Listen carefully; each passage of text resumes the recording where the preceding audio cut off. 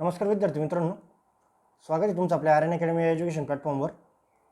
आपल्या चॅनलचा आजचा दुसरा व्हिडिओ जो चालू घडामोडी या टॉपिकवर आहे। मागच्या व्हिडिओमध्ये मी बोललो होतो येणाऱ्या आपल्या आगामी ज्या परीक्षा आहेत राज्यसेवा तसेच गट ब आणि क त्यासाठी आपण चालू घडामोडीची रिव्हिजन सिरीज सुरू करत आहोत। त्याचा आज भाग 2 आहे, म्हणजे दुसरं लेक्चर आहे आपलं।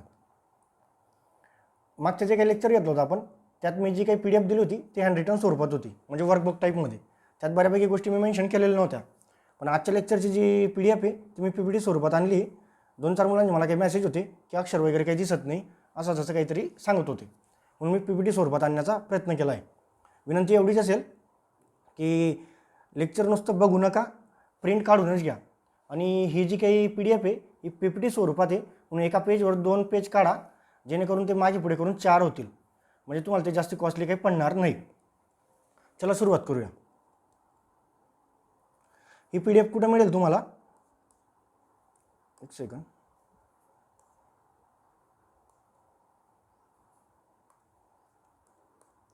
PDF कुठे मिळेल तुम्हाला?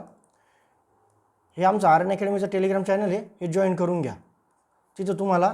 तिथं मी फाईल्समध्ये टाकलेली आहे, मराठीत लिहिलं आहे चालू घडामोडी रिव्हिजन सिरीज भाग 2। इथं सिरीजची स्पेलिंगसुद्धा चुकली, पण असो मी पुढच्या वेळेस ते करेक्शन करून आणेल। तुम्ही कंटेंटशी घेणं देणं ठेवा, त्याच्याशी काही नाही। चला सुरुवात करतो। पद्म पुरस्कार 2026, पद्म पुरस्कार 2026 खूप महत्त्वाचा टॉपिक आहे। MPSCचे मागचे PYQ जर बघितले ना, 23चा पेपर बघा राज्यसेवा प्रीचा, 24चा बघा किंवा 25चा, त्यात कंटिन्यू तुम्हाला एक प्रश्न दिसतो। कंबाईन लाभ याच्यावर कंटिन्यू एक प्रश्न दिसतो। आणि ह्या टॉपिकवर MPSCचा जो प्रश्न विचारण्याचा जो पॅटर्न आहे ना, बऱ्यापैकी जोड्या लावा आहे। म्हणजे MPSC इकडे नाव देऊन देते, दुसऱ्या बाजूला क्षेत्र किंवा त्यांचं राज्य विचारतं। आणि MPSC असं काही महाराष्ट्राचे नाही विचारत, एक तर साऊथचे किंवा नॉर्थचे विचारते। चला आपण टॉपिकला सुरुवात करूया। पद्म पुरस्कार 2026 देशातील दुसऱ्या क्रमांकाचा सर्वोच्च नागरी पुरस्कार आहे। प्रथम क्रमांकाचा कोणता आहे? भारतरत्न। भारतरत्न गेल्या 2-3 वर्षात काही दिला गेलेला नाही आहे। 23ला दिला गेला होता, तेव्हा 24ला कर्पूरी ठाकूरवर MPSCने प्रश्न विचारला होता। तर आत्ता पद्म पुरस्कार आपले महत्त्वाचे आहे ते आपण बघू। 2026चे एकूण पद्म पुरस्कार किती आहे? 131। किती आहे? 131। आता पद्म पुरस्कारांचे 3 प्रकार असतात, 3 श्रेण्या असतात। पहिला कोणता असतो? पद्मविभूषण, दुसरा कोणता असतो? पद्मभूषण, आणि तिसरा कोणता असतो? पद्मश्री। 2024ला MPSCने पद्म पुरस्कारांवर जो प्रश्न विचारला होता ना, तो खूप फॅक्च्युअल विचारला होता। म्हणजे त्यांनी थेट संख्या विचारून घेतली होती की पद्म किती मिळाले, पद्मभूषण किती मिळालेत, पद्मश्री किती मिळालेत, म्हणून ह्या संख्या आपल्याला पाठ करायच्या आहेत। 2026चे एकूण पद्म पुरस्कार किती होते? 131। किती? 131। त्यापैकी पद्मविभूषण किती होते? 5।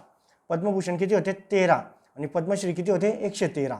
आता हे जे काही ब्रॅकेटमध्ये मी लिहिले आहेत ना, 01, 03, 11, हे महाराष्ट्राचे पुरस्कार आहेत। म्हणजे पद्मविभूषण जर भारतात किती आहे? 5 आहेत। इथं इंडिया करून घ्या तुम्हाला करायचं असेल, आणि इथं महाराष्ट्र करून घ्या। त्या 5 पैकी महाराष्ट्रात किती आहे? 1 आहे। 13 पैकी महाराष्ट्राचे किती लोक आहे? 3 आहे। आणि 113 पैकी किती आहे? 11 आहे। असं ते आहे। तुम्ही इथं वरती IND इंडिया करून घ्या आणि MH म्हणजे महाराष्ट्र करून घ्या। आता पद्म पुरस्कारांमध्ये नंबर खूप मोठे असतात। म्हणजे पद्मविभूषण 5-7 असतात, पद्मभूषण असतात 15-1 असतात, आणि पद्मश्री तर खूप म्हणजे बऱ्यापैकी ही पद्मश्रीची संख्या खूप जास्त असते। त्यापैकी महाराष्ट्राचा विचार केला आणि इतर 2-4 नावं महत्त्वाचे लक्षात ठेवायचे पकडले तरी 15-20 नावं होऊन जातात। आणि एकूण पद्म पुरस्कारांचा जर विचार केला वर्षाला, तर आपल्या परीक्षेच्या दृष्टिकोनाने 40-45 नावं असतात। आणि एवढे नावं एका दामात पाठ करणे शक्य तरी नाही आहे, म्हणून मी एक टॉपिक घेतला आहे। आज पद्मविभूषण घेतलेत, पुढच्या लेक्चरमध्ये कुठेतरी पद्मभूषण घेऊन येईल, आणि त्याच्या पुढे कुठेतरी पद्मश्री घेऊन येईल। चला आपण पद्मविभूषण बघू। 2026चे पद्मविभूषण किती आहेत? 5। त्यापैकी महाराष्ट्रातले किती लोक आहेत? 1। चला, पहिलं नाव आहे धर्मेंद्र। पहिलं नाव कोणतं आहे? धर्मेंद्र। दुसरं आहे VS अच्युतानंदन, तिसरं आहे P नारायण, चौथं आहे KT थॉमस, आणि 5वं आहे N राजन। पहिलं नाव धर्मेंद्र। धर्मेंद्र यांना पद्मविभूषण कोणत्या क्षेत्रात मिळाला आहे? कला। आणि त्यांचं राज्य कोणतं आहे? महाराष्ट्र। हे तुम्हाला पाठच करायचं आहे। धर्मेंद्र यांचा जन्म जरी पंजाबचा असला ना, तरी त्यांची कर्मभूमी बऱ्यापैकी मुंबई होती, म्हणून तुम्हाला लक्षात ठेवायचं आणि स्टार करून ठेवायचं आहे। त्यांना कोणतं राज्य दाखवलं आहे? महाराष्ट्र। दुसरं आहे VS अच्युतानंदन। VS अच्युतानंदन यांचे क्षेत्र कोणतं आहे? सार्वजनिक व्यवहार, आणि यांचं राज्य आहे केरळ। हे केरळचे माजी मुख्यमंत्री आहे। 2006 ते 2011 ते केरळचे माजी मुख्यमंत्री होते, आणि त्यांचा पक्ष होता CPIM, communist party of India, मार्क्सवादी। पुढचं नाव आहे पी नारायण, त्यांचं क्षेत्र आहे साहित्य आणि शिक्षण आणि राज्य आहे केरळ. पुढचं व्यक्ती आहे के टी थॉमस, त्यांचे क्षेत्र आहे सार्वजनिक व्यवहार आणि त्यांचं राज्य आहे केरळ. पुढचं नाव आहे एन राजन, यांचे क्षेत्र आहे कला आणि यांचं राज्य आहे उत्तर प्रदेश. हे 5 नावं तुम्हाला पाठ करायचे. आता विषय असा आहे, या 5 नावांमध्ये धर्मेंद्र आणि व्ही एस अच्युतानंदन यांना जो काही पद्मविभूषण मिळाला आहे ना 2026चा, तो मरणोत्तर आहे. म्हणून ते स्टार वगैरे काहीतरी करून घ्या. MPSC डीप जाऊ शकते, विचारू शकते. तो कसा आहे मरणोत्तर. माझ्या ते लिहायचं राहून गेलं आहे. धर्मेंद्र आणि व्ही एस अच्युतानंदन हे 5 नावं तुम्हाला पाठ करायचे. परत विषय असा आहे, हे जे 5व्या क्रमांकाचं नाव आहे ना एन राजन, इथं आपण कला लिहिलं आहे आणि यांच्या राज्य लिहिलं आहे उत्तर प्रदेश. MPSC काय करेल माहिती आहे का, 2026मध्ये पद्मविभूषण एन राजन यांना मिळाला आहे. म्हणजे एन राजन पण नाही विचारणार, एन राजन विचारेल, कला पण नाही विचारणार, उत्तर प्रदेश पण नाही विचारणार, ते कुठल्या वाद्याशी संबंधित आहेत ते विचारतील. तर इथं लिहून घ्या व्हायोलिन. एन राजन यांचं वाद्य कोणतं आहे, व्हायोलिन, हे लिहून घ्या. MPSC खूप दिवसेंदिवस फॅक्च्युअल डाटा विचारते. म्हणजे 23, 24, 25ला MPSC थेट प्रश्न विचारतो जोड्या लावावर. 25च्या गट कला काय केलं माहिती आहे का, MPSCने चुकीची जोडी विचारली. चुकीची जोडी विचारली म्हणजे ते तुमचं डायरेक्ट पाठच पाहिजे होतं, असा विषय आहे. पद्म पुरस्कार 2026. आता मी खाली पद्म पुरस्कार 2025 सुद्धा दिलेले आहेत. 25मध्ये मी आता इथं लिहायचं राहून गेलं आहे, मी फक्त पद्मविभूषण देऊन दिलेत. कोणते केले आहेत, पद्मविभूषण. तुम्ही सांगणार हे का महत्त्वाचे. MPSCचं जर तुम्ही करंट विचारण्याचा पॅटर्न बघितला ना, मागच्या 1-1.5 वर्षाचा बऱ्यापैकी सापडतो. म्हणजे 2025चा गट कचा पेपर बघा तुम्ही मुख्य, त्यात त्यांनी राष्ट्रीय चित्रपट पुरस्कार आहे ना काहीतरी 68वा का 67वा विचारला आहे, म्हणजे 2-2.5 वर्षापूर्वीचा. तर MPSC मागच्या 2-3 वर्षात कुठं पण विचारते. म्हणून मला वाटतं आहे की पद्म पुरस्कार 2025चे सुद्धा करून ठेवा. सांगता नाही येत कोणतं विचारेल, फक्त हे वर्ष लक्षात ठेवायचं असतं. 25 विचारलं आहे का 26 विचारलं आहे. पद्म पुरस्कार 2025 एकूण होते 139. किती होते, 139. यापैकी पद्मविभूषण होते 7, पद्मभूषण होते 19 आणि पद्मश्री होते 113. या 7मध्ये एकही महाराष्ट्राचा न होता. 2025ची गोष्ट करतो ह्या. 19 पैकी 3 होते महाराष्ट्राचे आणि 113 पैकी 11 होते पद्मश्री महाराष्ट्राचे.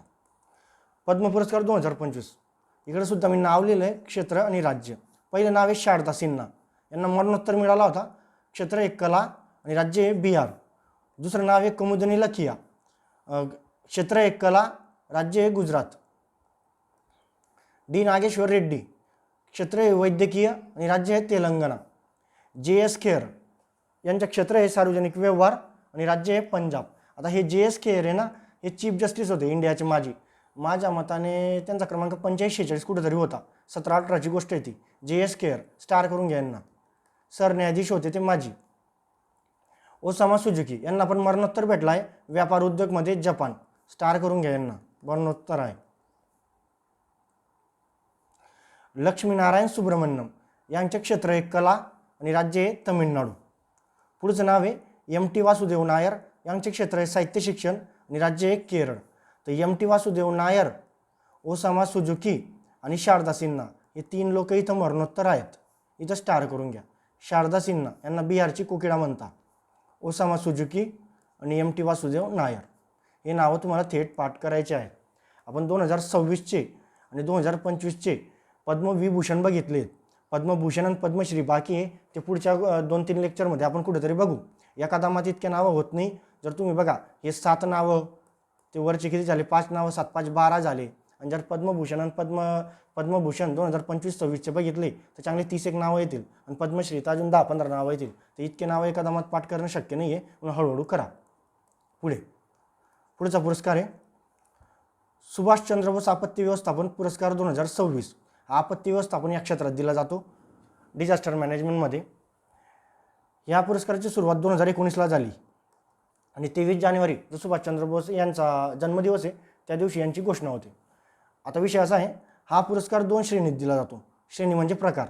पहिलाच तो संस्थेला दिला जातो ज्यांनी आपत्ती व्यवस्थापनात काम केलं आहे, आणि दुसरा जो दिला जातो ना तो पर्सनल दिला जातो, व्यक्तिगत. मग 2026चा जो पुरस्कार मिळाला आहे तो सिक्कीम राज्याला मिळाला आहे, सिक्कीम राज्य आपत्ती व्यवस्थापन प्राधिकरण. आणि जो व्यक्तिगत मिळाला आहे ना, कर्नल सीता शेळके यांना मिळाला आहे. तर हा का महत्त्वाचा आहे माहिती आहे का, हा जो पर्सनल पुरस्कार आहे कर्नल सीता शेळके यांना स्टार करा, या महाराष्ट्राच्या आहेत आणि यांचा जिल्हा आहे नगर.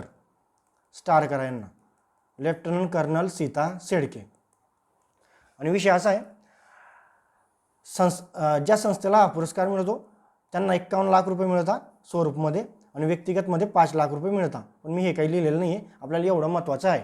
सुभाषचंद्र बोस आपत्ती व्यवस्थापन पुरस्कार 2026, संस्था आहे सिक्कीम राज्य आणि व्यक्तिगत आहे कर्नल सीता शेळके. तुम्हाला वाटत असेल तर बाजूला लिहून घ्या इथं स्वरूप किती आहे, 51 लाख आणि पर्सनल आहे 5 लाख. सुरुवात आहे 2019. पुढचा पुरस्कार 6वे राष्ट्रीय जल पुरस्कार 2024. जलशक्ती मंत्रालयामार्फत हे पुरस्कार दिले जातात. जलसंवर्धनामध्ये हे पुरस्कार असतात आणि यांच्या एकूण श्रेणी प्रकार आहेत 10. यांचे एकूण किती प्रकार आहेत? 10. हे लिहून घ्या कोपऱ्यात. ते 10 प्रकार असे आहेत, जसं मी इथं लिहिलं आहे बघा, मी याच्यातले 2 लिहिले आहेत, सर्वोत्कृष्ट राज्य, सर्वोत्कृष्ट शहरी स्थानिक स्वराज्य संस्था. परत यांच्यात सर्वोत्कृष्ट ग्रामपंचायत असते, परत व्यक्तिगत मिळतो, परत जिल्ह्याला मिळतो, परत विभागाला मिळतो, परत उद्योगाला मिळतो. असे खूप प्रकार आहेत, पण इतके काही 10 काही पाठ होणार नाही. 10 पैकी मी इथं 2 आणलेत, सर्वोत्कृष्ट राज्य आणि सर्वोत्कृष्ट शहरी स्थानिक स्वराज्य संस्था. राज्यामध्ये ना महाराष्ट्राला मिळाला आहे म्हणून मी लिहिलेलं हे स्टार करून ठेवायला. आणि जो दुसरा आहे शहरी स्थानिक स्वराज्य संस्था, ते नवी मुंबई महानगरपालिकेला मिळालं आहे. हे दोघी पुरस्कार आपल्यासाठी महत्त्वाचे आहेत.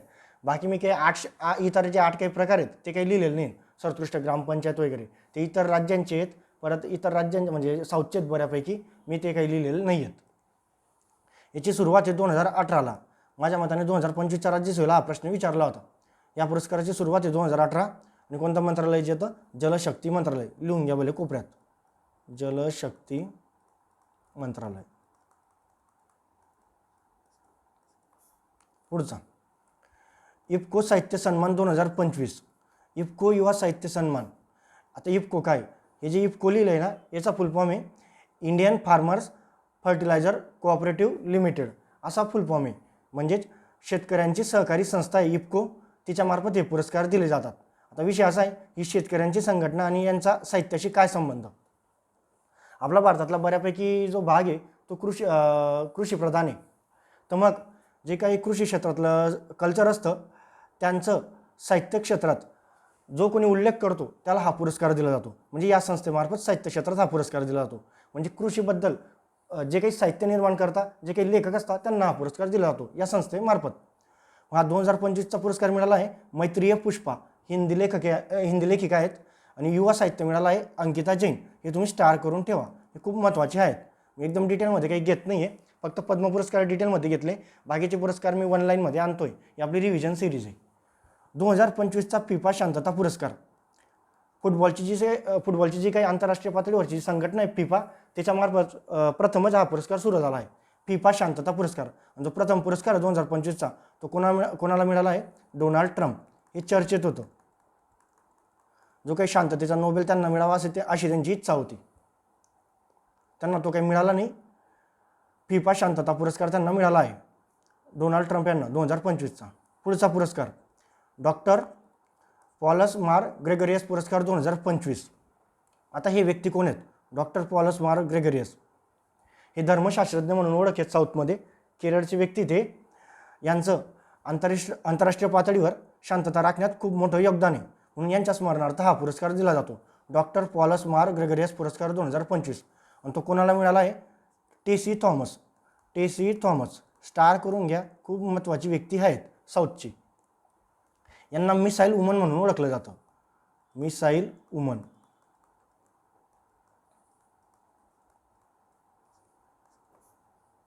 जर तुमचा अभ्यास चांगला असेल ना, टेसी थॉमस यांना माझ्या मताने 2022च्या लोकमान्य टिळक राष्ट्रीय पुरस्कार मिळाला होता.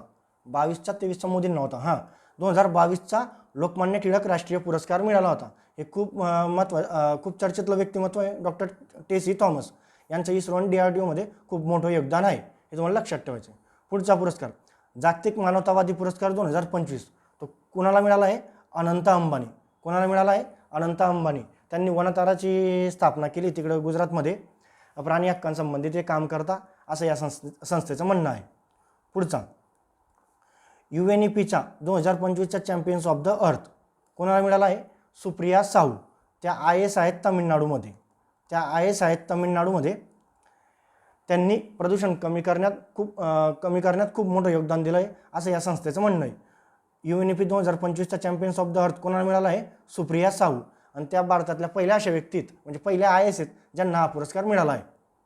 पुढचा, दलाई लामा यांना 2026चा ग्रॅमी पुरस्कार. हे चर्चेत होतं. संगीत क्षेत्रातला आंतरराष्ट्रीय पातळीवरचा सर्वोच्च पुरस्कार आहे ग्रॅमी पुरस्कार. आणि तो यावेळेस कोणत्या भारतीयाला मिळाला आहे? दलाई लामा. कितवेत ते? 14वे. इथं लिहून घ्या, माने लिहायचं राहून गेलं आहे. दलाई लामा. आता ग्रॅमी पुरस्काराचा विषय असा आहे, संगीत क्षेत्रातला तो सर्वोच्च पुरस्कार आहे. जसा चित्रपट श्रेणीत चित्रपटात ऑस्कर असतो तसा. आता हा जो काही ग्रॅमी पुरस्कार आहे ना, तो 3-4 प्रकारात दिला जातो. काहीतरी ते अल्बम असतं, काहीतरी ते वर्षातील सर्वोत्तम गाणं असतं, असे 3-4 प्रकार आहेत. पण मला ते काही इतकं लिहायचं वाटलं नाही. मी फक्त दलाई लामांचं लिहिलं आहे, कारण त्यांना हा पुरस्कार मिळाला आहे आणि ते 90 वर्षाचे आहेत म्हणून ते चर्चेत होते. 2-4 महिन्यात ते खूप चर्चेत होते. दलाई लामा यांना 2026चा ग्रॅमी पुरस्कार. आणि तो कोणत्या प्रकारात मिळाला आहे? Best audio book, narration and story telling recording. आणि ते त्यांना कोणत्या अल्बमसाठी मिळाला आहे? मेडिटेशन. या अल्बमच्या इथं पुढे असे 2 डॉट दाखवून घ्या. कोणत्या अल्बमसाठी मिळाला आहे? मेडिटेशन. म्हणजे त्या मेडिटेशनच्या पुढे हे मोठं नाव आहे, पण मी फक्त मेडिटेशन लिहिलेलं आहे, एवढंच पाठ राहू द्या. दलाई लामा. दलाई लामांचं मूळ नाव काय? लामो दोंडुप. लामो दोंडुप. आणि त्यांना 1989चा शांततेचा नोबेल पुरस्कार मिळाला आहे. हे खूप महत्त्वाचं आहे. पुढे, अजिंठा वेरूळ आंतरराष्ट्रीय चित्रपट महोत्सव 2026चा पद्मपाणी पुरस्कार कोणाला मिळाला आहे? इलाईराजा स्टारकरा यांना. खूप महत्त्वाचे आहेत. आणि गडबल आता विचारला होता आपल्याला, 2025चा विचारला होता आपल्याला, आणि तो कोणाला मिळाला होता? सई परांजपे. सई परांजपे. टायलर पुरस्कार 2026, ज्याला पर्यावरणाचा नोबेल म्हणतात, तो कोणाला मिळाला आहे 2026मध्ये? टोबी कियर्स. कोणाला मिळाला आहे? Toby Kiers. कोण आहेत त्या? अमेरिकन जीवशास्त्रज्ञ, बायोलॉजिस्ट. हे पाठ करायचं आहे तुम्हाला. आता त्यांचं काम काय? त्यांनी काही ते भूमिगत जे काही फंगस असतात ते वनस्पतींना पोषण तत्वांची देवाणघेवाण करता असं काहीतरी संशोधन आहे. त्याच्याशी आपल्याला काही देणं घेणं नाही आहे. आपण एवढं लक्षात ठेवा. टायलर पुरस्कार 2026चा कोणाला मिळाला आहे? टोबी कियर्स. टोबी कियर्स. जागतिक शिक्षक पुरस्कार 2026 स्टार करून घ्यायला, खूप महत्त्वाचं आहे, 100% येणार आपल्याला. रुबल नागी. जागतिक शिक्षक पुरस्कार 2026चा कोणाला मिळाला आहे? रुबल नागी. इथं मी लिहिलं आहे कर्मभूमी मुंबई, पण त्यांचं मूळ राज्य कोणतं आहे? जम्मू काश्मीर. मूळ राज्य कोणतं आहे? जम्मू काश्मीर. त्यांचा काही उपक्रम आहे मिसाल इंडिया मिसाल मुंबई म्हणून. तो विषय असा आहे, ज्या काही पडीत भिंती असतात त्यांच्यावर ते काही शिक्षणाच्या चित्र रेखाटतात वगैरे, आणि त्याच्यातून ते शिक्षणाबद्दलची जनजागृती निर्माण होते, असा तो काहीतरी विषय आपल्याला लक्षात ठेवायचं आहे. 2026चा जागतिक शिक्षक पुरस्कार कोणाला मिळाला आहे? रुबल नागी. इथं लिहून घ्या, 2020चा हा पुरस्कार आहे ना, कोरोनाच्या वेळेस आहे ना, रणजित सिंह डिसाले यांना मिळाला होता. रणजित सिंह डिसाले. त्यांचा जिल्हा माझ्या मताने सोलापूर होता. त्यावेळेस ते कोरोनामध्ये खूप चर्चेत होतं सोलापूर. त्यांनी काहीतरी QR कोड मार्फत डिजिटल शिक्षणाची जनजागृती घडवून आणली होती. संयुक्त राष्ट्राचा महासचिव पुरस्कार 2025 मेजर स्वाती शांताकुमार. संयुक्त राष्ट्राचा महासचिव पुरस्कार स्टार करून घ्यायला, महत्त्वाचा पुरस्कार आहे हा. जो दक्षिण सुदानमध्ये भारतीय लष्कराची जी काही तुकडी, तिथं महिलांचं नेतृत्व या मॅडम करता. मेजर स्वाती शांताकुमार. बाफ्टा पुरस्कार 2026. बाफ्टा पुरस्कार 2026. बाफ्टा पुरस्कार 2026. ब्रिटिश अकॅडमी फिल्म टेलिव्हिजन आणि आर्ट्स असा काहीतरी फुल फॉर्म आहे. तिकडचा पुरस्कार आहे तो, जो ज्या काही आपल्या सिरियल असतात त्या, परत काही चित्रपट असतात त्यांच्यात दिला जातो. पण तिथं जो काही आपला भारतीय चित्रपट होता बुंग, त्याला हा पुरस्कार यावर्षी मिळाला आहे म्हणून ते चर्चेचं आहे. म्हणून मी फक्त एवढं लिहिलं आहे, बाकी ते काही तिकडचे विदेशी चित्रपट काही लिहिलेले नाही. 2026चा बाफ्टा पुरस्कार कोणाला मिळाला आहे? चित्रपट आहे बुंग, आणि श्रेणी आहे सर्वोत्कृष्ट बाल आणि कौटुंबिक चित्रपट, आणि याची भाषा आहे मणिपुरी. स्टार करून ठेवा. आणि याच्या दिग्दर्शन आहे लक्ष्मीप्रिया देवी. दिग्दर्शक कोण आहे? लक्ष्मीप्रिया देवी. MPSC काय करतं? 2021च्या का 20च्या राज्यसेवा प्रीला विचारलं आहे त्यांनी, कोणता राष्ट्रीय मराठी चित्रपट विचारला होता, तर चित्रपट सोडून दिलं होतं त्यांनी आणि दिग्दर्शन विचारलं होतं. म्हणून हे पाठ करायचं आहे आपल्याला. एक मिनिट मला खोडून घेऊ दे.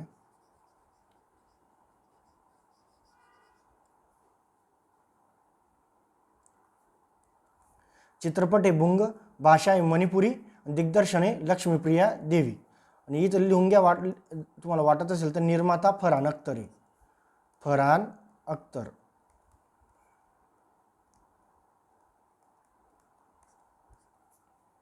पुढचं नेमणुका. आता बघा आपण पुरस्कार बघितले. पुरस्कारामध्ये पद्म पुरस्कार महत्त्वाचे होते आणि ते खूप म्हणजे मी पूर्ण घेतलेत, ते त्याचं पाठ करायचे. पण हे जे काही पुरस्कार आहे, सुभाषचंद्र बोस आपत्ती व्यवस्थापन, राष्ट्रीय जल पुरस्कार, हे मी 1 लाईनमध्ये घेतलेत रिव्हिजन स्वरूपात आणि आपल्याला परीक्षेच्या दृष्टिकोनाने एवढेच महत्त्वाचे आहेत. तर मी 10-15 कव्हर करण्याचा प्रयत्न केला आहे.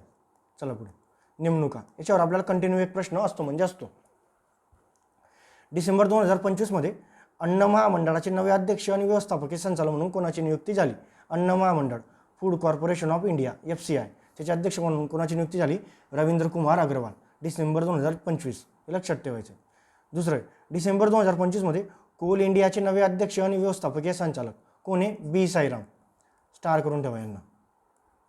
BJPचे नवे राष्ट्रीय अध्यक्ष चर्चेत होते आता 2-3 महिन्यापूर्वी, कोण आहे? नितीन नबीन. नितीन नबीन. आणि इथं लिहून घ्या नोट म्हणून, सर्वात तरुण आहे, सर्वात तरुण. BJPचे राष्ट्रीय अध्यक्ष पद भूषवणारे ते सर्वात कमी वयाचे आहेत आत्तापर्यंतचे, नितीन नबीन. आणि त्यांचं राज्य आहे बिहार. कोणतं राज्य आहे? बिहार. पुढे, प्रेस क्लब ऑफ इंडियाच्या पहिल्या महिला अध्यक्ष, PCI, press club of India, पत्रकारांची राष्ट्रीय पातळीवरची महत्त्वाची संघटना आहे. तिच्या पहिल्या महिला अध्यक्ष म्हणजे स्थापनेपासून काहीतरी माझ्या मताने 1958-60ची स्थापना आहे. गेल्या 50-60 वर्षात त्या संस्थेच्या पहिल्या अध्यक्ष म्हणून महिला होत आहे, म्हणजे खूप चर्चेचं आहे. आणि MPSC आपल्याला पहिल्या महिला कंटिन्यू प्रश्न विचारत असते. प्रेस क्लब ऑफ इंडियाच्या पहिल्या महिला अध्यक्ष कोण आहे? संगीता बरुआ पिशारोटी. स्टार करून ठेवा यांना, 100% येणार म्हणजे येणार. बाकीचं वरचं लक्षात नाही राहिलं तरी चालेल, पर संगीता बरुआ पिशारोटी यांना तुम्हाला पाठच करून ठेवायचे आहे. यांचं मूळ राज्य आहे Assam. The Hindu, the wire याच्याशी त्या निगडीत आहेत, मीडिया पार्टनरशी. आणि यांचं बऱ्यापैकी जे काम आहे ना ते नॉर्थ ईस्टमध्ये आहे. कुठं काम आहे? नॉर्थ ईस्टमध्ये. आणि त्यांचं मूळ राज्यसुद्धा आसामच आहे, म्हणून त्या चर्चेत आहेत. पुढचं, बॅडमिंटन वर्ल्ड फेडरेशनच्या नव्या अध्यक्ष, बॅडमिंटन वर्ल्ड फेडरेशनच्या नव्या अध्यक्ष म्हणून कोणाची नियुक्ती झाली आहे? PV सिंधू. कोणाची नियुक्ती झाली आहे? PV सिंधू. आणि अध्यक्षांसोबतच उपाध्यक्षांची नियुक्तीसुद्धा झाली आणि त्या कोण आहेत? डेबोरा जिल. त्यांचा देश आहे नेदरलँड. यांना स्टार करून ठेवा. कसं आहे, PV सिंधू हे नाव कॉमन आहे आणि हे बऱ्यापैकी अख्खी जनता पाठ करेल, पण आपल्याला जर MPSCने उपाध्यक्ष विचारला तर आपल्याला लक्षात पाहिजे डेबोरा जिल आणि देश लक्षात ठेवायचा नेदरलँड. नीती आयोगाच्या नवीन CEO अतिरिक्त कार्यभार कोण आहेत? निधी चिब्बर. आता नुकती 1-1.5 महिन्यापूर्वी त्यांची नियुक्ती झाली. नीती आयोगाच्या नवीन CEO कोण आहेत? निधी चिब्बर. BVR सुब्रमण्यम यांची त्यांनी जागा घेतली. BVR सुब्रमण्यम यांची त्यांनी जागा घेतली. आणि विषय कसा आहे माहिती आहे का? MPSC इथे चुकवू शकते. या पहिल्या महिला आहेत का? नाही, या दुसऱ्या महिला आहेत.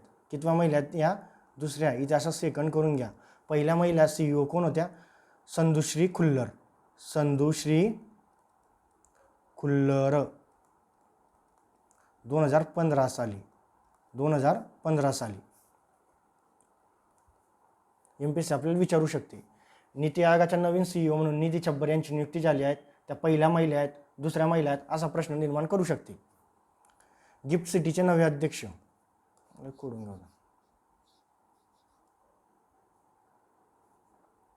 इथं लिहून घ्या सिंधुश्री खुल्लर. सिंधुश्री खुल्लर. गिफ्ट सिटीचे नवे अध्यक्ष उदय कोटक. गिफ्ट सिटी चर्चेत होतं. 8 ऑक्टोबर 2022ची गडबची परीक्षा आहे, त्याला विचारला होता. Gift city Gujarat international finance tech city असं त्याचा फुल फॉर्म आहे. जे आंतरराष्ट्रीय वित्तीय सेवा केंद्र आहे गुजरातमध्ये स्थापन आहे. ते माझ्या मताने 21-22ला काहीतरी स्थापना झाली होती आणि त्याचं जे मुख्यालय आहे ते गांधीनगर गुजरात म्हणून त्याला गिफ्ट सिटी म्हणतात. त्याचे अध्यक्ष म्हणून कोणाची नियुक्ती झाली आहे? उदय कोटक. कोणाची नियुक्ती झाली आहे? उदय कोटक. आणि एक महत्त्वाचं असं आहे, उदय कोटक यांना 2026चा पद्मभूषण मिळाला आहे. लिहून घ्या, पद्मभूषण मिळाला आहे. आणि त्यांचं राज्य आहे महाराष्ट्र. नामांकन महाराष्ट्राचं होतं. बार्बाडोसच्या पहिल्या महिला पंतप्रधान मिया मोटली. बार्बाडोसच्या पहिल्या महिला पंतप्रधान कोण आहेत? मिया मोटली आणि त्यांचा पक्ष आहे बार्बाडस लेबर पार्टी BLP. MPSCच्या मागच्या 2-4 वर्षाचे POQ बघितले तर कंटिन्यू हा पॅटर्न फॉलो होतोय. जे काही परकीय व्यक्तीत म्हणजे परकीय देशांचे जे राष्ट्राध्यक्ष आहेत त्यांची जेव्हा नव्याने नियुक्ती होते ना, ती MPSC नाव नाही विचारत, त्यांचा पक्ष विचारते. तुम्ही आता जेव्हा आपण मागच्या व्हिडिओमध्ये बोललो होतो BNP लक्षात ठेवायचं होतं, बांगलादेशचे नवीन पंतप्रधान होते त्यांचा पक्षसुद्धा. तसं जे बार्बाडोसच्या पहिल्या महिला पंतप्रधान आहेत मिया मोटली, यांचा पक्ष आहे बार्बाडोस लेबर पार्टी. बार्बाडोस हा देश कोणत्या खंडात आहे? उत्तर अमेरिका, नॉर्थ अमेरिका. पुढे आशियाई ऑलिम्पिक परिषदेचे नवे अध्यक्ष. आशिया खंडातील ऑलिम्पिकची सर्वात मोठी संघटना आहे कोणती? आशियाई ऑलिम्पिक परिषद. त्याचे नवे अध्यक्ष कोण आहे? शेख जोवान ह्या ते असं जोवान आहे, चुकून गेले ते, जोवान बिन अहमद अल थानी. आणि त्यांचा देश कोणता आहे? कतार. लक्षात ठेवायचं आहे. भारतीय महिला हॉकी संघाच्या मुख्य प्रशिक्षक शॉर्ट मरीन, त्यांचा देश आहे नेदरलँड. स्टार करून ठेवायला शॉर्ट मरीन. अणुऊर्जा नियामक मंडळाचे नवे अध्यक्ष AK बालसुब्रमण्यम. पुढचं आहे global champions for road safety, रस्ते सुरक्षाचा ब्रँड अँबॅसेडर म्हणून कोणाची नियुक्ती झाली आहे? सचिन तेंडुलकर. स्टार करून ठेवा, खूप चर्चेचं आहे. आत्ता आपल्याला नीरज चोप्रा विचारलं होतं गडबला. युनिसेफ इंडियाचे नवे सेलिब्रिटी ॲडव्होकेट. युनिसेफ इंडियाचे, जगाचे नाही, युनिसेफ इंडियाचे नवे सेलिब्रिटी ॲडव्होकेट कोणाची नियुक्ती झाली? कीर्ती सुरेश. स्टार करून ठेवा, साऊथमधली अभिनेत्री आहे. आता युनिसेफ इंडिया ही जी काही संस्था आहे बालक हक्कांसाठी काम करत असते आणि याचे जे काही सेलिब्रिटी ॲडव्होकेट म्हणून नियुक्त होता ना, ते बऱ्यापैकी सेलिब्रिटीज असतात. मागे ती काही करीना कपूर होती, परत अनुष्का शर्मा होती, प्रियंका चोप्रा होती, बऱ्यापैकी हे नावं असतात. कीर्ती सुरेश लक्षात ठेवायचे. युनेस्कोचे नवे महासंचालक खालिद अल यनानी यांचा देश आहे इजिप्त. हा देश पाठ करून ठेवा. या पदावर विराजमान होणारे हे पहिले अरब व्यक्ती आहेत. याला सुद्धा स्टार करून ठेवा. युनेस्कोचे नवे महासंचालक खालिद अल यनानी, देश आहे इजिप्त. आणि हे जे कहते ना, आशियाई ऑलिम्पिक परिषदेचे अध्यक्ष शेख जोवान बिन अहमद अल थानी आणि यांचा देश आहे कतार. MPSC उलटं करू शकते क्रॉस. आशियाई ऑलिम्पिक परिषदेचे नवे अध्यक्ष कोण करून देईल? खालिद अल यनानी. आणि युनेस्कोचे कोण करून देईल? शेख जोवान बिन अहमद अल थानी. यांचा देश पण लक्षात ठेवायचा आहे. युनेस्कोचे कोण आहे? खालिद अल यनानी. यांचा देश आहे इजिप्त आणि हे पहिले अरब आहेत. पुढचं इंटरनॅशनल IDAचे नवे अध्यक्ष. हे IDA काय? इंटरनॅशनल इन्स्टिट्यूट फॉर डेमोक्रेसी आणि इलेक्टोरल असिस्टंट. अशी ही निवडणुका म्हणजे पारदर्शक निवडणुका होण्यासाठीची आंतरराष्ट्रीय संघटना आहे. आणि त्याचे अध्यक्ष म्हणून कोणाची नियुक्ती झाली आहे? ज्ञानेश कुमार. स्टार करून घ्या, हे महत्त्वाचं आहे.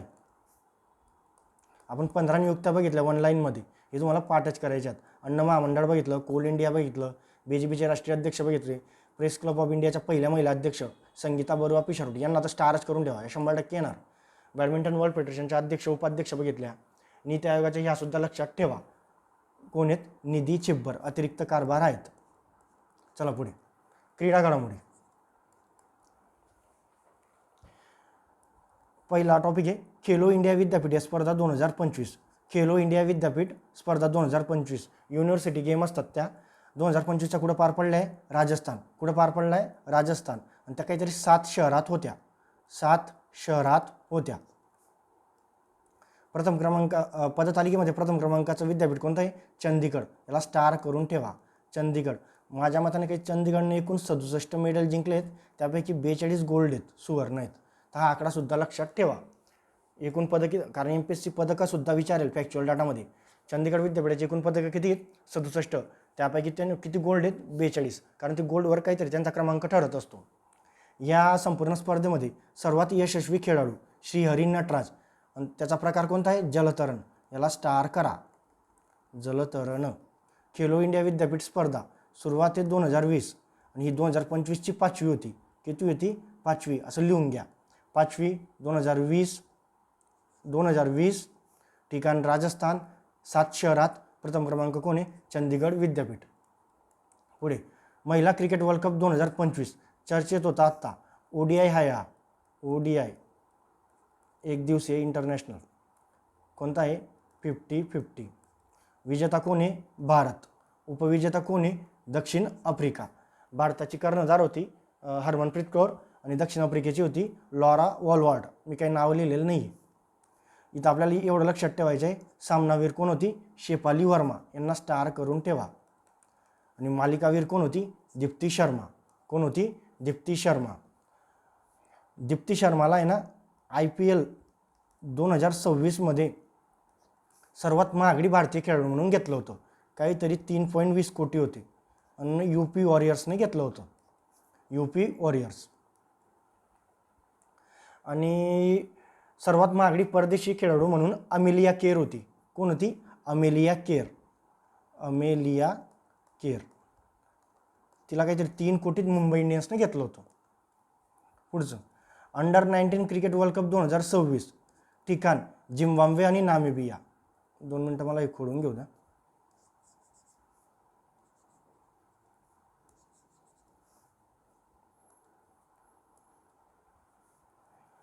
ठिकाण कुठं आहे? झिम्बाब्वे आणि नामिबिया. विजेता कोण आहे? भारत. भारताने तो कितव्यांदा जिंकला आहे? 6व्यांदा. इथं लिहून घ्या, 6th टाइम. कितव्यांदा जिंकला आहे? 6व्यांदा. भारताचा कर्णधार आहे आयुष म्हात्रे. उपविजेता कोण आहे? इंग्लंड. आणि सामनावीर आणि मालिकावीर कोण आहे? वैभव सूर्यवंशी. याला स्टार करून ठेवा. मागच्या 1 वर्षापासून खूप चर्चेत आहे. प्रधानमंत्री राष्ट्रीय बाल पुरस्कार सुद्धा मिळाला आहे.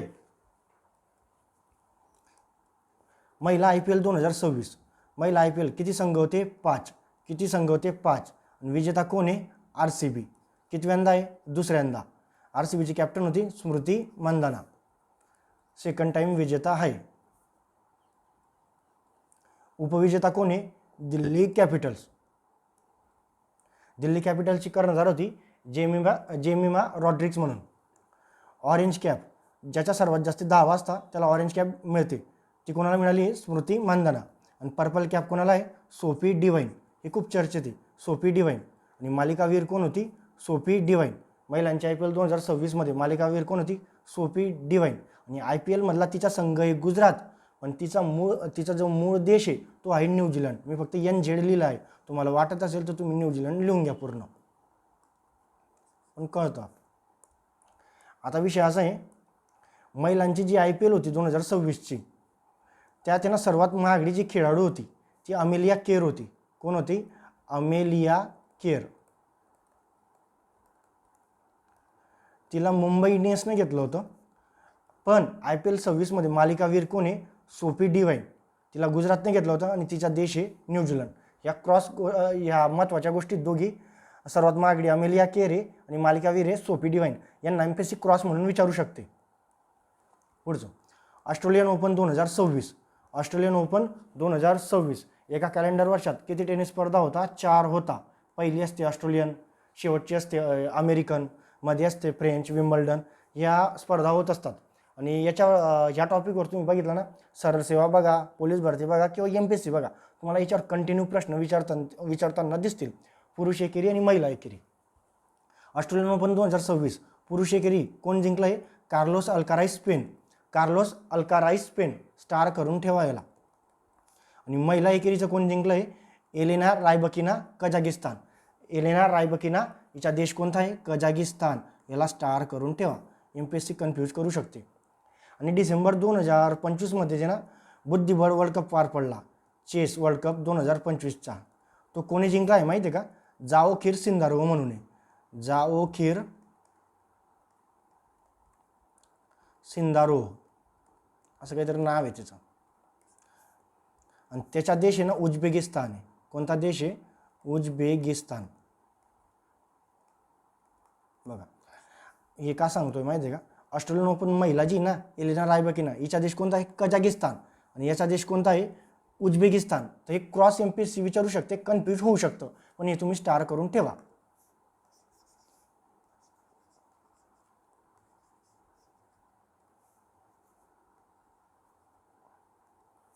पुढचं BBC Indian sports woman of the year 2025. BBCचे क्रीडा क्षेत्रातले पुरस्कार आहे. Sports woman of the year 2025चा कोणाला आहे? स्मृती मंदाना. स्टार करा, 100% येईल. स्मृती मंदाना. आणि लिहून घ्या कोपऱ्याला. 2024चा कोणाला होता? मनू भाकर. मनू भाकर नेमबाज. ऑलिम्पिकमध्ये त्यावेळेस चर्चेत होत्या. Manu Bhaker. Emerging player of the year कोण आहेत? दिव्या देशमुख, बुद्धिबळ. चेस चॅम्पियनशिप त्या जिंकल्या होत्या. एमर्जिंग प्लेयर म्हणजे काय? उदयोन्मुख, उभरता. कोणाला मिळाला आहे? दिव्या देशमुख, बुद्धिबळ. पुढचं para sports woman of the year Preeti Pal, para athlete. आणि पुढचा कोणता आहे? लाईफ टाईम अचिव्हमेंट अवॉर्ड ज्याला जीवन गौरव म्हणतात, अंजली भागवत नेमबाज. एक तर हे जोड्या लावामध्ये विचारू शकता किंवा वन लाईनमध्ये विचारू शकता किंवा चुकीची जोडी म्हणून विचारू शकता. हे तुम्हाला चारही नावं पाठ करायची. Sports woman of the year कोण आहे? स्मृती मंदाना. 24ची कोण आहे? मनू भाकर. एमर्जिंग प्लेयर कोण आहे? उदयोन्मुखमध्ये दिव्या देशमुख, चर्चेत होत्या त्या, सर्वात कमी वयाच्या.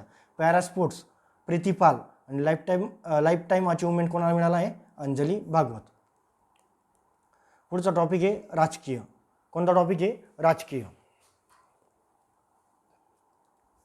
महाराष्ट्राच्या पहिल्या महिला उपमुख्यमंत्री चर्चेत होत्या सुनेत्रा पवार. महाराष्ट्राच्या पहिल्या महिला उपमुख्यमंत्री कोण? सुनेत्रा पवार. आणि एकूणमध्ये त्या कितव्या आहेत? 11व्या. कितव्या आहेत? 11व्या. हे लक्षात ठेवायचे. महाराष्ट्राच्या पहिल्या महिला उपमुख्यमंत्री सुनेत्रा पवार आणि एकूणमध्ये कितव्या आहेत? त्या 11व्या. आता अजित पवार वारले, त्यांची जागा त्यांनी घेतली आणि मागच्या 1.5-2 वर्षापासून चर्चेत होत्या. पण याच्यावर MPSC काही प्रश्न विचारणार नाही असं मला वाटतं. आणि MPSCला त्याच्यात म्हणजे या गोष्टीमध्ये काही इंटरेस्ट पण नाही. MPSC प्रश्न कुठं विचारेल मी सांगतो बघा पुढे तुम्हाला. आता विषय कसा आहे? त्या पहिल्या महिला आहेत पण एकूणमध्ये कितव्या आहेत? 11व्या. तर ही खाली मी जे काही नावं दिलेत महाराष्ट्राचे एकूण सर्व उपमुख्यमंत्री दिलेत बघा. नाशिकराव तिरपुडे हे पहिले होते 1978 साली. सुंदरराव सोळंके, रामराव आदिक, गोपीनाथ मुंडे, विजयसिंह मोहिते पाटील, RR पाटील, छगन भुजबळ, अजित पवार. 6 वेळेस होते ते, जास्ती होते म्हणजे खूप त्यांचाच रेकॉर्ड होता. आणि देवेंद्र फडणवीस, एकनाथ शिंदे सध्या आहेत. तर हे जे काही नावं दिलेत ना, हे 10 नावं आणि सुनेत्रा पवार 11, ही नावं तुम्ही 1-2दा वाचून ठेवा, पाठ करून ठेवा. MPSC राज्यसेवेला आहे ना यांचा क्रम विचारायची किंवा यांच्यापैकी कोण नाही असं विचारायची. राज्यसेवा मेन्सला विचारायची मागच्या पॅटर्नमध्ये. तर मला असं वाटतं 1-2दा वाचून ठेवा, बघून ठेवा. MPSCचा प्रश्न विचारून घेईल, पुढे काहीतरी नावं देऊन देईल आणि विचारेल यांच्यापैकी कोणी महाराष्ट्राचं उपमुख्यमंत्री पद भूषवलेलं नाही. तर यांच्यापैकी एखादं नाव नसणार नाही, ते आपल्याला पाठ करायचं आहे. नाशिकराव तिरपुडे पहिले होते आणि अजित पवार हे 6 वेळेस होते. हे तुम्हाला लक्षात ठेवायचं आहे. परत हे पद घटनात्मक आहे किंवा नाही याच्यावर प्रश्न MPSC विचारू शकते. आता मी इथं काडीवर लिहिले बघा, नोट म्हणून महत्त्वाचे. भारताच्या पहिल्या महिला उपमुख्यमंत्री, याला स्टार करून ठेवा. हे करूनच ठेवा, हे तुम्हाला कुठंच सापडणार नाही. हे का महत्त्वाचं आहे माहिती आहे का? MPSCच्या मागच्या 5-10 वर्षाचे PYQ बघितले ना, MPSC बघा सुचेता कृपलानी आणि सरोजिनी नायडूंवर कंटिन्यू प्रश्न विचारायचे. म्हणजे कसा विचारायची? भारतातल्या पहिल्या महिला मुख्यमंत्री कोण? भारतातल्या पहिल्या महिला राज्यपाल कोण? तर म्हणून मला हे महत्त्वाचं वाटतं. आता उपमुख्यमंत्री म्हणून चर्चेत आहे आणि जर महाराष्ट्राच्या पहिल्या महिला पकडला तर सुनेत्रा पवार यांचा जर विचार केला तर हे ना गल्लीतल्या प्रत्येक पुऱ्याला माहिती आहे. म्हणून MPSC याच्यात काही विचारण्यात इंटरेस्ट घेणार नाही असं मला वाटतं. तर ती ओळख लक्षात ठेवा. भारताच्या पहिल्या महिला उपमुख्यमंत्री कोण आहेत? राजेंद्र कौर भट्टल. भारताच्याही भारताच्या आहे, मी महाराष्ट्राने करत भारताच्या पहिल्या महिला उपमुख्यमंत्री कोण आहे? राजेंद्र कौर भट्टल. राज्य होतं त्यांचं पंजाब आणि त्या काँग्रेसकडून होत्या 1996ला. पुढे त्या पंजाबच्या मुख्यमंत्रीसुद्धा झाल्या. ही ओळ तुम्ही लक्षात ठेवा. चला पुढे. मणिपूरचे नवे मुख्यमंत्री वाय खेमचंद सिंग. कितवे ते? 13वे. त्यांचा पक्ष BJP. चर्चेत होते. मणिपूरमध्ये मागच्या 1-1.5 वर्षापासून आणीबाणी होती. काय होती? आणीबाणी होती. आणि तिथं ते काही 2 समुदायांची कॉन्ट्रोवर्सी चालू होती, आदिवासी समुदायांची, म्हणून तिथं काही सत्ता स्थापन होत नव्हती. पण आता मागे झाली. म्हणून मणिपूरचे नवे मुख्यमंत्री कोण बनले? वाय खेमचंद सिंग. यांचा पक्ष आपल्याला MPSC विचारू शकते कोण आहे? BJP. वाय खेमचंद सिंग यांच्याबरोबर 2 व्यक्तींनी उपमुख्यमंत्री पदाची पण शपथ घेतली, पण मी ती इथं काहीतरी लिहिलेलं नाही आहे. पुढे बिहार विधानसभा 2025 चर्चेत होती. एकूण जागा किती बिहार विधानसभेच्या? 243. आणि BJPला किती जागा मिळाल्यात? 89. आणि जनता दल युनायटेडला किती मिळाल्यात? 85.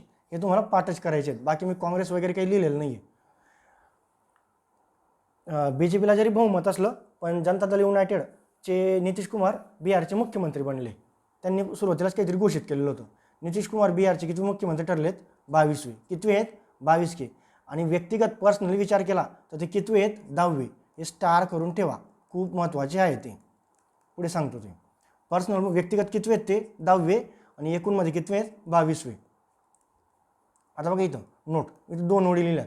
एखाद्या राज्याचे 10 वेळा मुख्यमंत्री पद भूषवणारे नितीश कुमार हे पहिले भारतीय व्यक्ती ठरले आहेत. असे ते पहिले भारतीय मुख्यमंत्री आहेत की ज्यांनी सर्वाधिक वेळा एखाद्या राज्याचं मुख्यमंत्री पद भूषवलं आहे. हे खूप चर्चेचं आहे, म्हणून ही ओळ तुम्ही स्टार करून घ्या, पाठच करून ठेवा. एखाद्या राज्याचे 10 वेळा मुख्यमंत्री पद भूषवणारे नितीश कुमार कितवे भारतीय आहेत? पहिले. आणि त्याच वेळेस चर्चेत होती मैथिली ठाकूर, जी गाणं म्हणते, ती सर्वात कमी वयाची आमदार ठरली तिथली, म्हणजे सध्या तरी ती भारतातील सर्वात तरुण आमदार मैथिली ठाकूर. तर मैथिली ठाकूर चर्चेत होती, तिला ते काहीतरी रोडमॅप पण विचारत होते आणि ती काहीतरी मीडियामध्ये बाईट पण देत होती, म्हणून त्यावेळेस ती चर्चेत होती. पण आपल्याला काही घेणं देणं नाही. मैथिली ठाकूर आपल्याला विचारू शकता आणि तिचा मतदारसंघ विचारू शकता. तर तिचा मतदारसंघ कोणता आहे? अलीनगर, दरभंगा जिल्हा, बिहार. अलीनगर हा तुम्हाला लक्षात ठेवायचा आहे.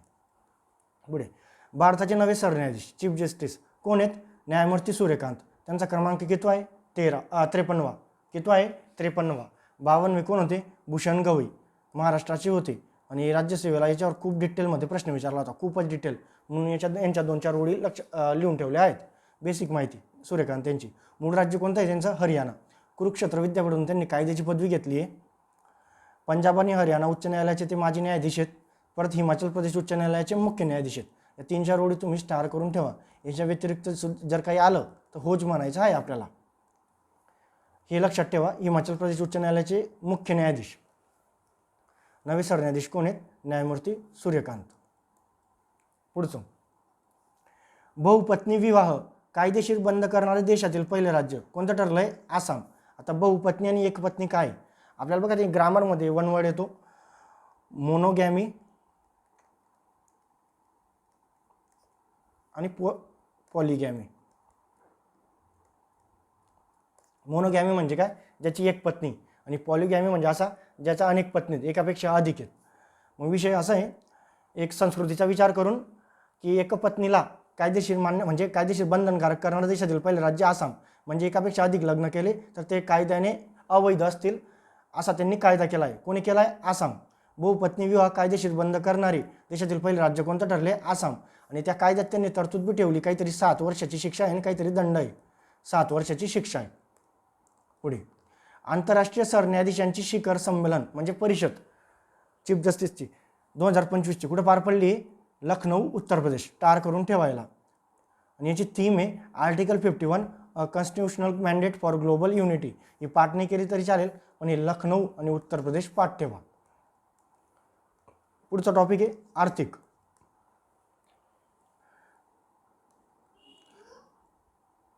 पशुसंवर्धन सांख्यिकी 2025. पशुसंवर्धन सांख्यिकी 2025 हा अहवाल कोण पब्लिश करतं? BAHS, basic animal husbandry statics. हा फुल फॉर्म पाठ करून ठेवा. गट क 23च्या टॅक्स असिस्टंटला का 22च्या टॅक्स असिस्टंटला यांनी असाच फुल फॉर्म विचारला होता, काहीतरी हेल्थशी संबंधित होता, म्हणून MPSC हे फुल फॉर्म सुद्धा विचारते. BAHS, basic animal husbandry statics नुसार जगातील सर्वाधिक दूध उत्पादक देश कोणता आहे? भारत. हा 2024-25चा अहवाल आहे. 2024-25चा अहवाल आहे. हा स्टार करून ठेवा. कृषी क्षेत्रात, आर्थिक क्षेत्रात. पशुसंवर्धन सांख्यिकी 2025 आणि हा BAHSचा फुल फॉर्म सुद्धा लक्षात ठेवा. सर्वाधिक दूध उत्पादक देश कोणता आहे? भारत. 247 मेट्रिक टन हा आकडा सुद्धा तुम्ही लक्षात ठेवा. आणि जर टक्क्यांचा विचार केला तर बऱ्यापैकी 25% भाग आहे. काहीतरी अमेरिका 10%, पाकिस्तान 5% आणि मग हे मागे सर्वे आहेत. हे 247 मेट्रिक टन सुद्धा लक्षात ठेवा. पुढचं आहे मॅट्रिक्स अभियान. विभागीय उद्योग, ऊर्जा आणि कामगार. नोव्हेंबर 2025 मध्ये सुरू केलं आहे महाराष्ट्र शासनाने. इथं लिहून घ्या, महाराष्ट्र गव्हर्नमेंटने सुरू केलं आहे मॅट्रिक्स अभियान. याचा फुल फॉर्म आहे महाराष्ट्र टेक्नॉलॉजी रिसर्च इन्क्युबेशन आणि एक्सेलेटर, असा काहीतरी फुल फॉर्म आहे. त्याचा उद्देश हा जे की जे काही स्टार्टअप असतात त्यांच्यात AI तंत्रज्ञान, परत त्यांच्यात इनोव्हेशन असून त्यांना बळकट करणे, असा काहीतरी फुल फॉर्म आहे. आपल्याला त्याची काही देणं घेणं नाही आहे, फक्त एवढं लक्षात ठेवा. मॅट्रिक्स अभियान कोणाचं आहे? महाराष्ट्र गव्हर्नमेंटचं आहे. त्यांनी ते केव्हा पब्लिश केलं? नोव्हेंबर 2025 मध्ये. त्यांचा विभाग आहे उद्योग, ऊर्जा, कामगार. आणि त्यांचा उद्देश हे पुढील 5 वर्षात 200 नवीन इन्क्युबेशन सेंटर स्थापन करणे. म्हणजे जे काही स्टार्टअप आहेत त्यांना बळकटी देण्यासाठी AI तंत्रज्ञान, इनोव्हेशन आणणं, ज्यामुळे त्यांना चालना मिळेल, असा त्या अभियानाचा उद्देश आहे. आपल्याला लक्षात ठेवायचं आहे मॅट्रिक्स अभियान. रिअल क्राफ्ट पोर्टल हे अभियान, पोर्टल, वेबसाईट याच्यावर MPSC कंटिन्यू एक दोन प्रश्न विचारत असते. रिअल क्राफ्ट पोर्टल याचा फुल फॉर्म बघा, registration and licensing of fishing craft portal. केव्हा लॉन्च केलं आहे? फेब्रुवारी 2026 मध्ये. मंत्रालय कोणतं आहे? मत्स्य व्यवसाय, पशुपालन व दुग्ध व्यवसाय. याला स्टार करून ठेवा. याचा उद्देश असा आहे, मत्स्य व्यवसायामध्ये जे काही उत्पादनांची नोंदणी होते ती पारदर्शक ठेवण्यासाठी याच्यामध्ये डिजिटल पद्धती कशी आणावी यासाठीचं ते पोर्टल आहे, रिअल क्राफ्ट पोर्टल. पुढचं, वृद्धस्नेही अर्थसंकल्प राबवणारे देशातील पहिले राज्य कोणतं? केरळ. Elder budget. अर्थसंकल्पात त्यांनी ज्येष्ठ नागरिकांसाठी स्पेशल वेगळी तरतूद केलेली आहे, ते चर्चेत आहे. वृद्धस्नेही अर्थसंकल्प, जसं महिलांसाठी कसा अर्थसंकल्प होता, महिला अर्थसंकल्प, तो काही वेगळा बजेट नव्हता. त्या अर्थसंकल्पातच महिलांसाठी काही वेगळी तरतूद होती. तो MPSCने 2-3दा प्रश्न विचारला आहे. एकदा राज्यसेवा प्रीला बी आहे आणि गट बच्या राज्यसेवा मेन्सला बी आहे आणि गट बच्या प्रीला पण आहे. वृद्धस्नेही अर्थसंकल्प राबवणाऱ्या देशातील पहिले राज्य कोणतं आहे? केरळ. पुढचं, फेब्रुवारी 2026 मध्ये सहकारी बँकांमधील कर्मचाऱ्यांचे तांत्रिक आणि व्यवस्थापकीय कौशल्य वाढवण्यासाठी RBIने सुरू केलेला उपक्रम कोणता आहे? मिशन सक्षम. मिशन सक्षम याचा फुल फॉर्म आहे सहकारी बँक क्षमता निर्माण. सहकारी बँक क्षमता निर्माण.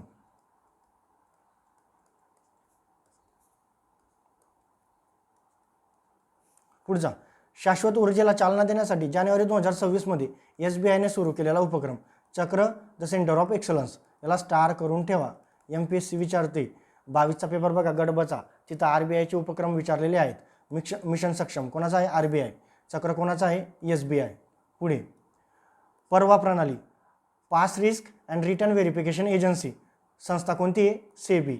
या काही ज्या गुंतवणूक करणाऱ्या ज्या काही संस्था असतात, जे काही आता जाहिराती आहे बघा, त्यात बऱ्यापैकी फ्रॉड होतोय, सायबर क्राईम होतोय, त्याचं व्हेरिफिकेशन करण्यासाठी ही प्रणाली आणली सेबीने परवा. याचा फुल फॉर्म आहे pass risk and return verification agency. आपल्याला प्रश्न विचारू शकते MPSC, परवा प्रणाली कुठल्या अभिकरणाशी संबंधित आहे? त्याचं उत्तर काय आहे? सेबी. पुढे, भारत न्यूझीलंड मुक्त व्यापार करार, फ्री ट्रेड ॲग्रीमेंट केव्हाचा आहे? 22 डिसेंबर 2025चा. त्याचा उद्देश काय बघा, न्यूझीलंडमध्ये भारतातून निर्यात होणाऱ्या वस्तूंवर सीमाशुल्क पूर्णपणे माफ, म्हणजे 100% टॅक्स फ्री असेल. हे दोघी वाक्य तुम्हाला लक्षात राहू द्यायचे आहे. हे तर लक्षातच राहू द्यायचे आहे. परवा सेबी आहे, चक्र SBI आहे आणि मिशन सक्षम काय आहे? RBI. याच्यावर MPSC प्रश्न विचारते. आता मी पुढे काही बुक्स आणलेत. आता MPSCचे बऱ्यापैकी PYQ बघितले ना, बुक्सवर बी प्रश्न दिसतात, परत दिनविशेषवर दिसतात. आता एका महिन्यात जर 15-20 बी दिवस पकडले तुम्ही, तर मागच्या 1-1.5 वर्षाचे पकडायला गेले तर 60-65 होऊन जातील. आणि त्यांच्या थीम याची काही नाव बिव पाठ होत नाही. मला जेवढे महत्त्वाचे वाटत आहेत तेवढे मी आणलेत. हे डायरेक्ट थेट पाठ करायचे आहे, याला काहीच पर्याय नाही आहे. आपण इथं 4-5 आणलेत, पुढच्या लेक्चरमध्ये 4-5 आणेल, असे आपण 20-25 करण्याचा प्रयत्न करू. Bharat that is India, Abhijit Jog. लेखक कोण आहेत? Abhijit Jog. Kashmir in the line of fire, Ranjan Mahajan. याच्यात काहीच पर्याय नाही, याला थेट पाठच करायचं आहे. Salman Khan, the sultan of Bollywood, Mohar Basu. The one, cricket, my life and more, Shikhar Dhawan. हे चर्चेत होतं. पुढे, the social life of trends, Amitabh Kumar. The complete books of Hindu names, Maneka Gandhi.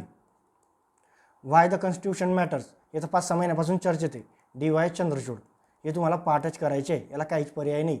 आणि एका दमात काही पाठ होत नाही, हे 5-5, 7-7 घ्यायचे असतात, ते पाठ होऊन जातील. दिनविशेष घेतलेत मी बऱ्यापैकी, डिसेंबर घेतलेत बघा. 2 डिसेंबर राष्ट्रीय प्रदूषण नियंत्रण दिन.